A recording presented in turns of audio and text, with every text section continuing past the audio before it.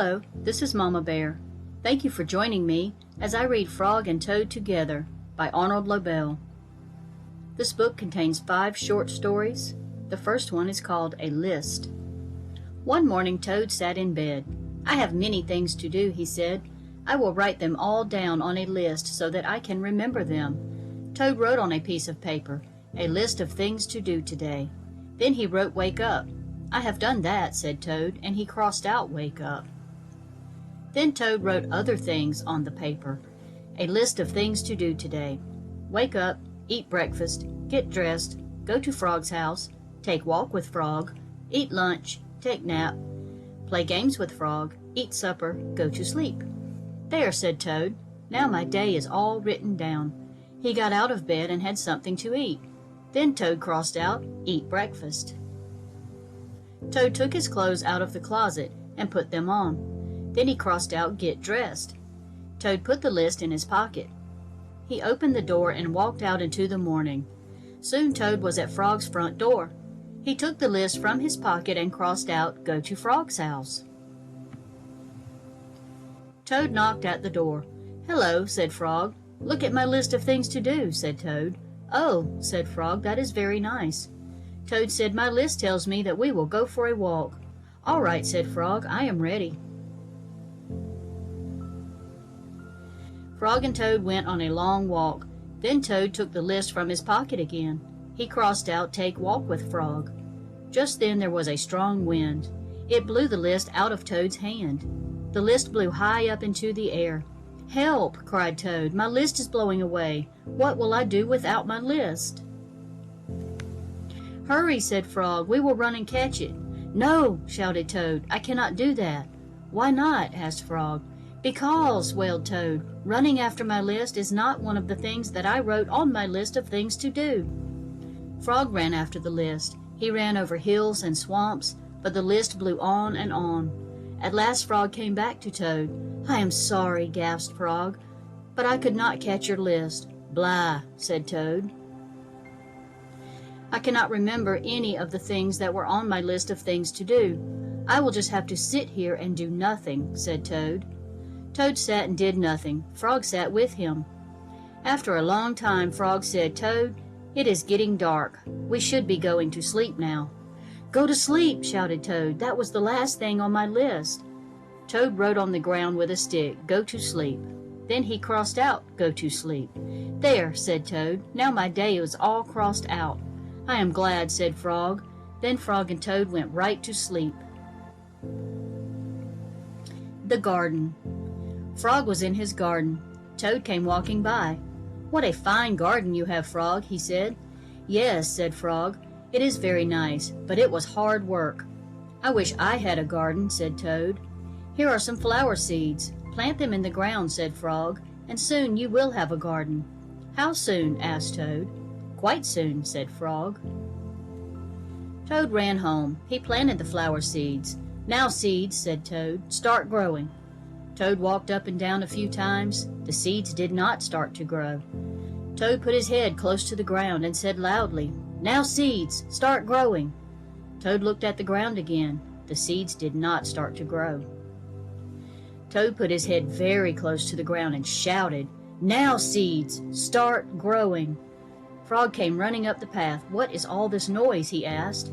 My seeds will not grow, said Toad. You are shouting too much, said Frog. These poor seeds are afraid to grow. My seeds are afraid to grow? Asked Toad. Of course, said Frog. Leave them alone for a few days. Let the sun shine on them. Let the rain fall on them. Soon your seeds will start to grow. That night, Toad looked out of his window. Drat, said Toad. My seeds have not started to grow. They must be afraid of the dark. Toad went out to his garden with some candles. I will read the seeds a story, said Toad. Then they will not be afraid. Toad read a long story to his seeds. All the next day, Toad sang songs to his seeds. And all the next day, Toad read poems to his seeds. And all the next day, Toad played music for his seeds. Toad looked at the ground. The seeds still did not start to grow. What shall I do? Cried Toad. These must be the most frightened seeds in the whole world. Then Toad felt very tired, and he fell asleep.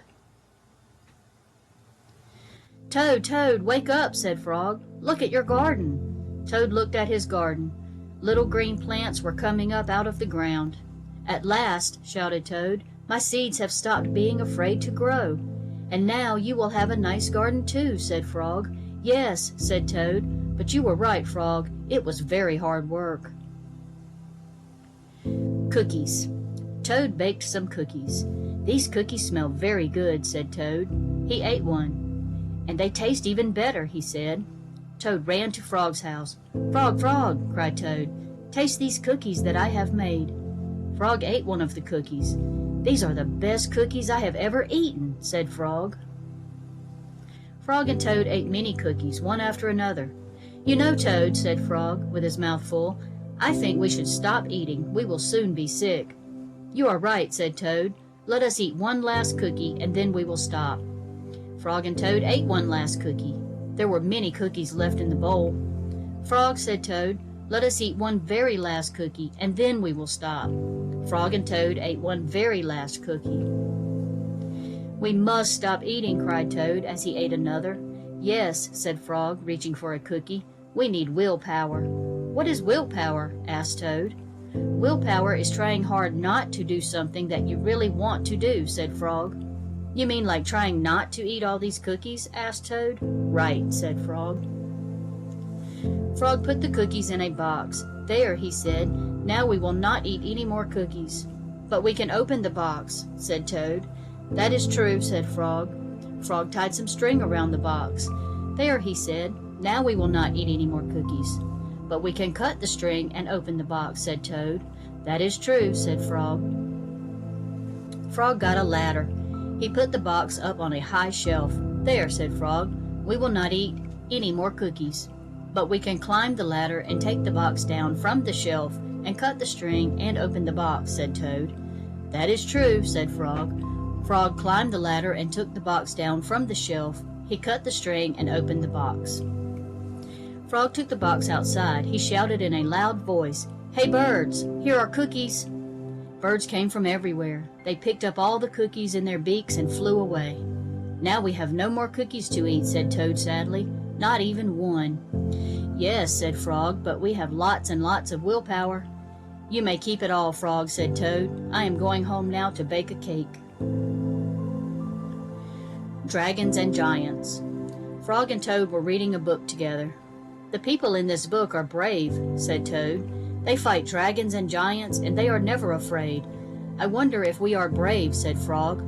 Frog and Toad looked into a mirror. "We look brave," said Frog.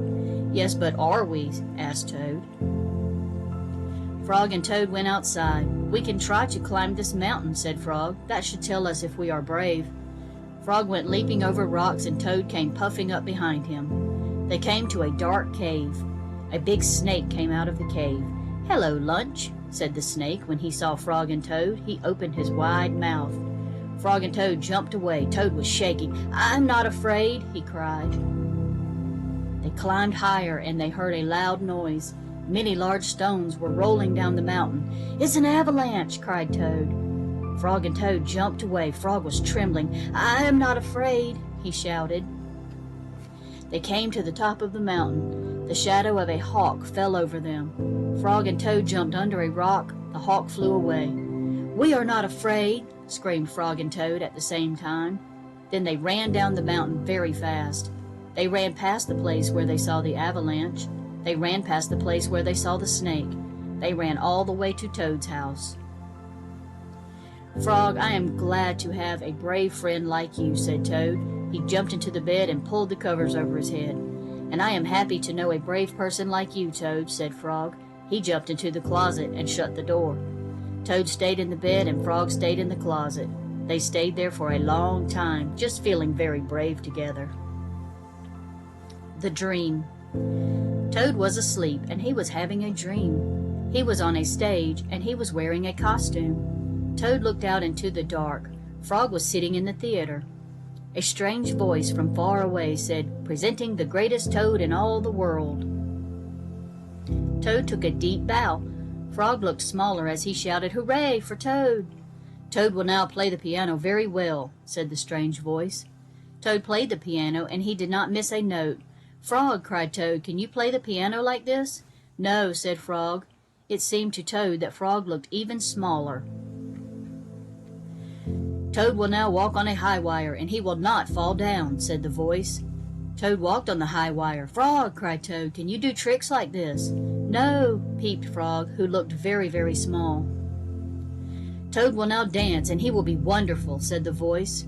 "Frog, can you be as wonderful as this?" said Toad, as he danced all over the stage. There was no answer. Toad looked out into the theater. Frog was so small that he could not be seen or heard. "Frog," said Toad, "where are you?" There was still no answer. "Frog, what have I done?" cried Toad. Then the voice said, "The greatest Toad will now—" "Shut up!" screamed Toad. "Frog, Frog, where have you gone?" Toad was spinning in the dark. "Come back, Frog," he shouted. "I will be lonely." "I am right here," said Frog. Frog was standing near Toad's bed. "Wake up, Toad," he said. "Frog, is that really you?" said Toad. "Of course it is me," said Frog. "And are you your own right size?" asked Toad. "Yes, I think so," said Frog. Toad looked at the sunshine coming through the window. "Frog," he said, "I am so glad that you came over." "I always do," said Frog. Then Frog and Toad ate a big breakfast, and after that they spent a fine long day together. The end. I hope you enjoyed this story time today. Please like and subscribe so you will know when a new story is read, and I'll see you for the next reading.